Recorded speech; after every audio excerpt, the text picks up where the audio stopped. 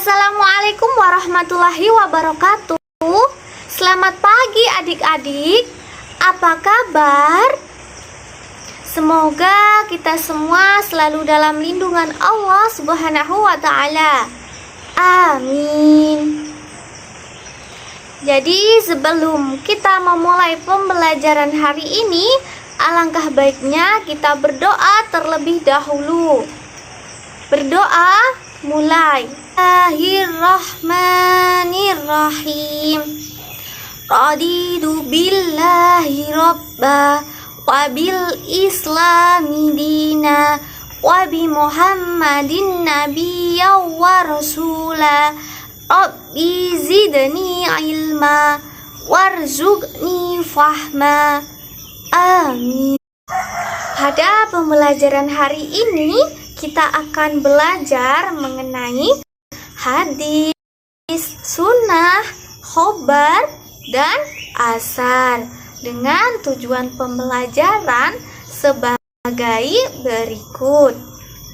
Setelah melakukan pembelajaran, peserta didik diharapkan mampu: 1. Menjelaskan pengertian hadis, sunnah, khobar, dan asar. 2. Membedakan persamaan hadis, sunnah, khobar, dan asar. 3. Mengidentifikasi persamaan dan perbedaan hadis, sunnah, khobar, dan asar. Materi yang pertama yaitu kita membahas tentang hadis. Ada yang tahu apa itu hadis? Hadis menurut bahasa artinya jadidun baru. Kemudian qoribun dekat dan khobarun berita. Sedangkan menurut istilah, hadis dikemukakan oleh beberapa pendapat ulama.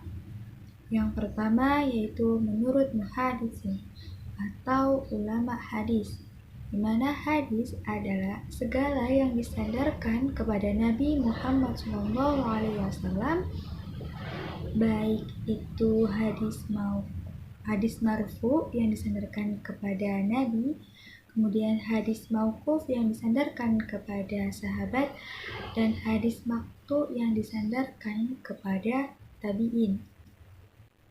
Dan yang kedua yaitu menurut Syekh Muhammad Mahfud Al-Termasi, di mana hadis adalah segala sesuatu yang disandarkan kepada Nabi SAW, baik perkataan, perbuatan, maupun pernyataan atau ketetapan takrir dan sebagainya. Yang ketiga yaitu ada menurut ulama usul, di mana hadis menurut ulama usul ialah segala sesuatu yang dikeluarkan dari Nabi SAW selain Al-Quran Al-Karim, yaitu baik berupa perkataan, perbuatan, maupun takrir Nabi yang bersangkut paut dengan hukum syara. Keempat yaitu ada menurut fuqaha, di mana menurut fuqaha hadis adalah segala sesuatu yang ditetapkan kepada Nabi SAW yang tidak ada kaitannya, yang tidak berkaitan dengan masalah-masalah fardu atau wajib. Klasifikasi hadis dari segi kuantitas dan dari segi kualitas. Yang pertama dari segi kuantitas. Yang dimaksud dari segi kuantitas di sini adalah dari segi jumlah orang yang meriwayatkan hadis dan dari segi jumlah sanadnya. Di mana dalam segi kuantitas di sini terbagi menjadi dua, ada hadis mutawatir dan ada hadis ahad. Di mana hadis mutawatir adalah hadis yang bisa dipertanggungjawabkan sistem periwayatannya, karena pada generasi sanadnya terdapat perawi yang tidak mungkin diantaranya berbuat dusta, dan di mana para ulama menetapkan ada yang 20 jumlah perawinya dan ada yang 40. Selanjutnya yaitu hadis ahad. Hadis ahad adalah hadis yang diriwayatkan oleh 1, 2, atau 3 orang bahkan lebih, tetapi tidak melebihi bilangan dari kemutawatiran. Dan selanjutnya, masing-masing dari perawi menyampaikan hadisnya kepada 1 atau 2 orang saja. Dari segi kualitas di sini terbagi menjadi 3. Ada hadis sahih, ada hadis hasan, dan ada hadis dhaif. Di mana hadis sahih adalah hadis yang lafadznya tidak cacat, maknanya tidak menyimpang dari Al-Quran, hadis mutawatir atau ijma, dan sanadnya bersambung. Yang kedua yaitu ada hadis hasan. Hadis yang diriwayatkan oleh perawi yang adil, sanadnya bersambung, tidak mengandung illat, dan tidak janggal, tapi perawinya kurang dhabit. Yang terakhir yaitu ada hadis dhaif. Hadis dhaif yaitu hadis yang hilang atau kurang 1 atau 2 atau lebih dari syarat-syarat hadis sahih dan hadis hasan. Untuk materi selanjutnya, kita akan membahas tentang sunnah. Anak-anak, sudah ada yang tahu belum apa itu sunnah? Nah, betul sekali. Sunnah menurut bahasa artinya jalan yang lurus, jalan yang benar, dan jalan yang berkesinambungan. Sedangkan secara istilah, menurut muhaddisin adalah segala sesuatu yang dinukilkan kepada Nabi Muhammad, baik perkataan, perbuatan, takrir, sifat, atau ketetapan-ketetapan lainnya, baik sebelum beliau diangkat menjadi Rasul atau sudah beliau diangkat menjadi Rasul. Para muhaddisin juga berkata bahwasanya Nabi Muhammad SAW ini diibaratkan sebagai suri tauladan untuk umat muslim. Sunnah di sini dibagi menjadi 4 macam. Yang pertama, sunnah qauliyah, yang kedua sunnah fi'liyah, yang ketiga sunnah takriyah, dan yang terakhir sunnah hamyah. Untuk yang pertama yaitu sunnah qauliyah. Sunnah qauliyah adalah bentuk ucapan atau perkataan yang disandarkan kepada Nabi Muhammad SAW. Bentuk sunnah qauliyah ini biasanya berupa anjuran, cegah,an, larangan, atau pernyataan lainnya. Sebagai contoh, hadis riwayat Bukhari Muslim, tidak sah salat seseorang apabila tidak membaca surah Al-Fatihah. Kedua, yaitu sunnah fi'liyah. Sunnah fi'liyah adalah bentuk ucapan yang disandarkan kepada Nabi Muhammad SAW. Bentuk sunnah fi'liyah ini biasanya berupa penjelasan tentang ibadah, tata cara sholat, tata cara tentang berwudu, haji, puasa, sedekah, dan lain-lain. Sebagai contoh, hadis riwayat Abu Daud, jika Rasulullah ingin tidur dalam kondisi junub, maka beliau akan berwudu. Sedangkan jika beliau ingin makan dan minum, maka Rasulullah akan mencuci kedua tangannya terlebih dahulu. Setelah mencuci kedua tangannya, beliau akan makan dan minum. Sunnah yang ketiga yaitu sunnah takriyah. Sunnah takriyah adalah bentuk respon Rasulullah SAW terhadap perbuatan sahabatnya yang tidak diketahuinya. Dalam hal ini, Rasulullah tetap diam.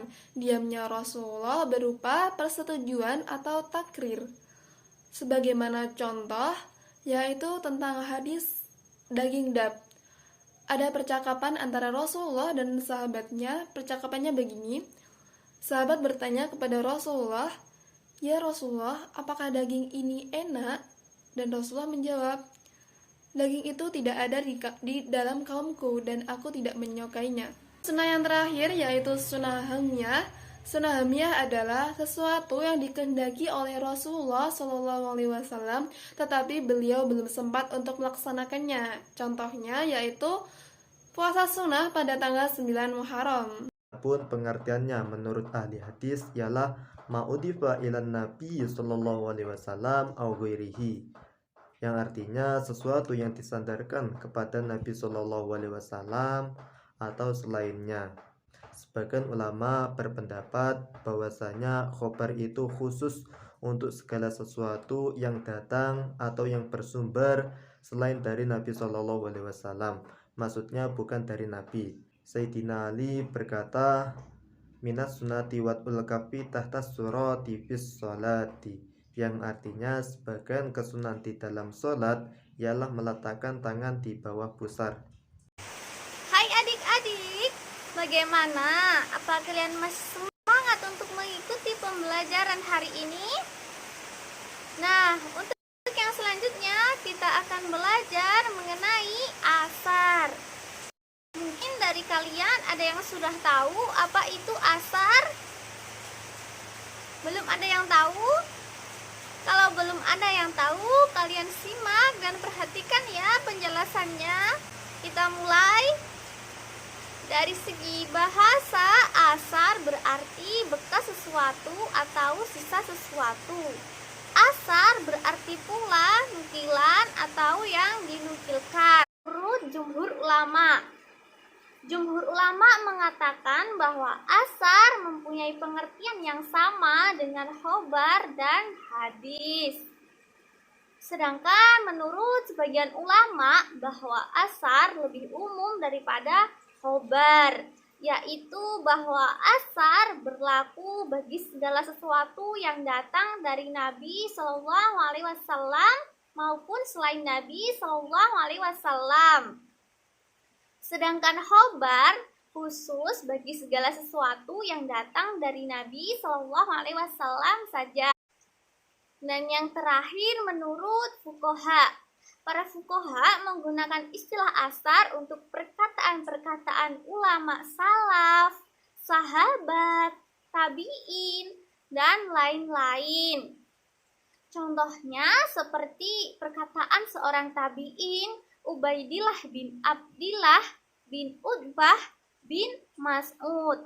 As-sunnatu ayyukabbiral imamul fitra wa yaumal adha hina yajlisu 'alal mimbari qabla al-khutbati tis'at takbirat.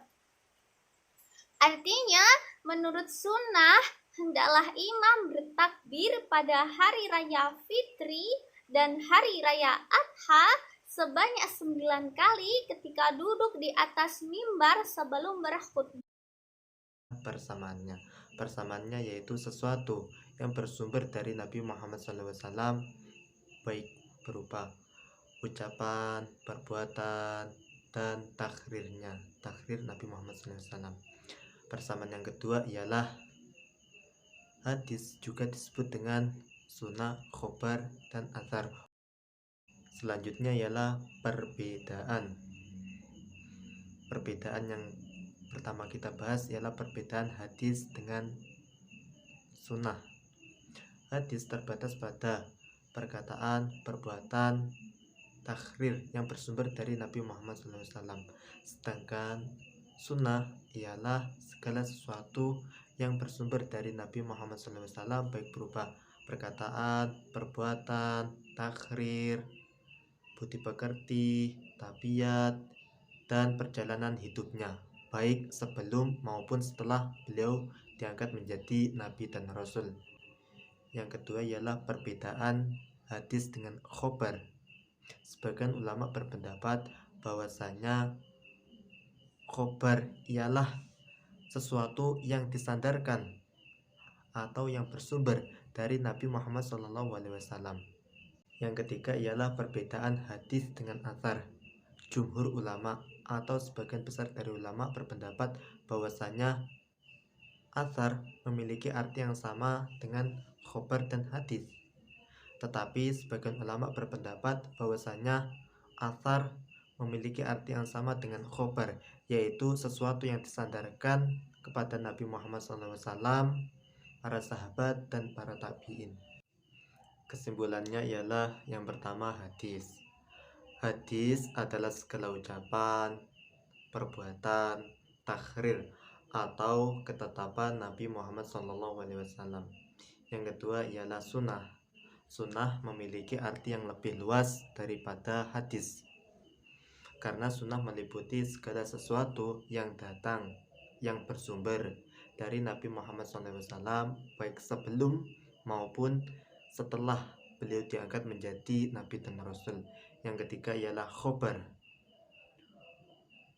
Khobar ialah suatu berita yang disampaikan Nabi Muhammad SAW, para sahabat, dan para tabi'in. Yang keempat ialah athar. Jumhur ulama atau sebagian besar dari ulama berpendapat bahwasanya athar memiliki arti yang sama dengan khobar dan hadis. Namun, sebagian ulama berpendapat bahwasanya athar memiliki arti yang umum dibandingkan dengan khobar. Sekian dulu untuk pembelajaran hari ini. Semoga apa yang kita pelajari dapat bermanfaat, dan sampai jumpa lagi di pertemuan berikutnya. Assalamualaikum warahmatullahi wabarakatuh.